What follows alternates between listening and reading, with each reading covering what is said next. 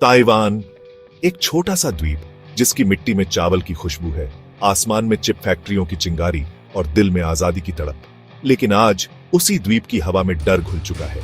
डर एक ऐसे दुश्मन का जो दिखता है लेकिन हमला नहीं करता, जो बात करता है शांति की लेकिन आंखों में चल रही होती है जंग। ये दुश्मन है चीन, और जंग है बिना गोली के, बिना युद्ध के, लेकिन असर ऐसा जो किसी परमाणु बम से कम नहीं। ताइवान को चारों ओर से घेरने की ये चाल इतनी सटीक, इतनी खामोश है कि दुनिया को समझ में तब आएगा जब बहुत देर हो चुकी होगी। तो आइए उस ऑपरेशन की गहराई में उतरते हैं जिसे चीन ने नाम नहीं दिया, लेकिन जिसकी लहरें ताइवान के भविष्य को डुबो सकती हैं। पहली चाल, ब्लॉकेड। एक शब्द जो सुनने में साधारण लगता है, लेकिन इसके पीछे छिपी रणनीति एक पूरे देश को घुटनों पर ला सकती है। ताइवान एक द्वीप राष्ट्र है। इसकी लाइफलाइन समंदर से होकर गुजरती है। दुनिया से व्यापार, तेल, गैस, खाना सब समंदर के रास्ते आता है। एक दिन अगर यह रास्ता बंद हो जाए तो पूरा देश एकदम घुटने टेक देगा, और यही चीन करने जा रहा है। लेकिन खुले तौर पर नहीं। चीन नहीं कहेगा कि हम युद्ध कर रहे हैं, वो कहेगा हम तो सिर्फ नियम लागू कर रहे हैं। इंस्पेक्शन, कस्टम्स, रीजनल सिक्योरिटी, ये शब्द कागज पर ठीक लगते हैं, लेकिन जब समुद्र में चीनी कोस्ट गार्ड, नेवी और फिशिंग बोट्स ताइवान के चारों ओर फैल जाएं और हर जहाज को रोकना शुरू कर दें, तब आप समझेंगे कि असली जंग कैसी होती है।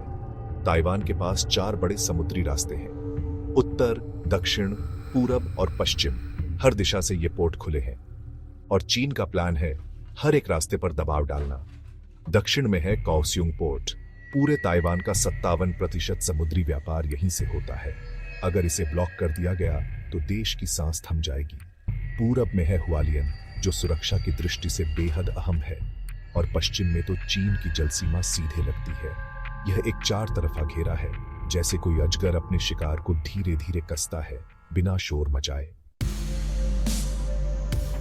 अब बात करते हैं ताइवान की कमजोरियों की, क्योंकि हर घेराबंदी वहां सबसे पहले वार करती है जहां दीवार सबसे पतली हो। ताइवान 97% एनर्जी बाहर से मंगाता है, और अगर आप सोच रहे हैं कि उनके पास भंडार होगा तो सुनिए। नेचुरल गैस सिर्फ 11 दिन, कोल लगभग 30 दिन, क्रूड ऑयल 5 महीनों के लिए सोचिए। अगर चीन सिर्फ 30 दिनों का ब्लॉकेट कर दे तो क्या होगा? देश अंधेरे में चला जाएगा, कारखाने रुक जाएंगे, इंटरनेट स्लो हो जाएगा, बिजली कटने लगेगी, और जनता सड़कों पर उतर आएगी। पर इससे भी ज्यादा डरावनी है खाद्य संकट की सच्चाई। ताइवान 70% अनाज, सब्जियां, डेयरी प्रोडक्ट्स और दालें बाहर से मंगाता है, और अगर एक भी कंटेनर पोर्ट पर न पहुंचे तो सिर्फ दुकानें नहीं सूखेंगी, लोगों की उम्मीदें भी सूख जाएंगी। ताइवान की जनता को खुद अपनी सरकार पर शक होने लगेगा, और इससे पहले कि कोई कुछ समझे, चीन अपना अगला कार्ड खेलेगा, अंडरसी केबल अटैक। ताइवान की इंटरनेट कनेक्टिविटी 12 अंडरसी केबल्स से जुड़ी है, और इन केबल्स को काटने के लिए चीन को बस एक सबमरीन चाहिए। एक रात एक सर्जिकल अटैक और ताइवान पूरी दुनिया से कट जाएगा। अब ताइवान अकेला है, डर के साए में है, न बिजली, न खाना, न इंटरनेट, और फिर शुरू होता है असली खेल। चीनी बोट्स, जो दिखने में तो फिशिंग वेसल्स हैं, लेकिन असल में मिलिट्री के लिए जासूसी कर रही है, हर जगह फैल चुकी है, हर पोर्ट पर, हर कोस्ट लाइन पर। अब सवाल उठता है, अमेरिका क्या करेगा? यूएस नेवी गश्त लगाती है ताइवान स्ट्रेट में। अमेरिकी रडार हर गतिविधि पर नजर रखता है, लेकिन अमेरिका तभी हस्तक्षेप करेगा जब युद्ध घोषित हो, और चीन यही नहीं चाहता। वो अमेरिका को इंटरवेंशन का मौका नहीं देगा, क्योंकि एक भी गोली चलाना मतलब इंटरनेशनल लॉ के तहत जवाबी कार्रवाई को न्योता देना। और अब आता है सबसे खतरनाक मोड़। ताइवान की इकोनॉमी पूरी तरह ठप हो चुकी है, जनता भड़की हुई है, सरकार पर दबाव है, और चीन क्या करता है? सॉफ्ट सरेंडर का ऑफर देता है।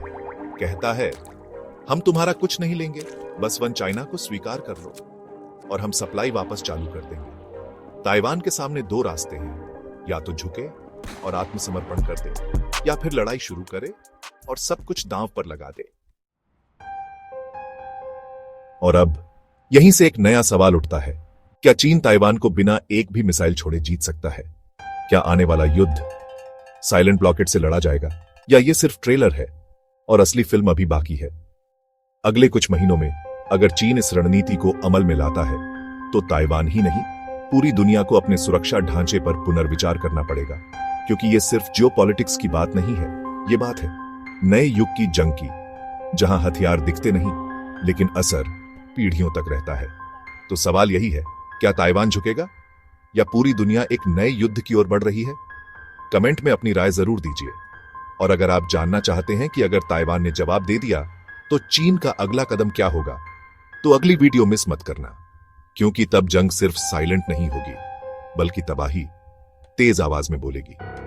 तैयार रहें, क्योंकि अगली वीडियो में हम उस चीनी प्लान को खोलेंगे जिसमें सिर्फ ताइवान नहीं, अमेरिका को भी मोहरा बनाया गया है।